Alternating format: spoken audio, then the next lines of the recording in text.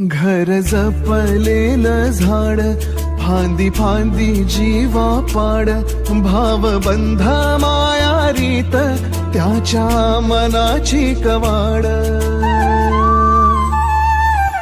लेक माहेराचं सोन, लेक सौख्याचं औक्षण, लेक बासरीची धून, लेक अंगणी पैंजण, लेक चैतन्याचे रूप, लेक अल्लड चांदण, लेक रंगांचं शिंपण, लेक गंध हळवमान, लेक परक्याचे धन, बाबा तुटतो आतून आला गोठलेला क्षण.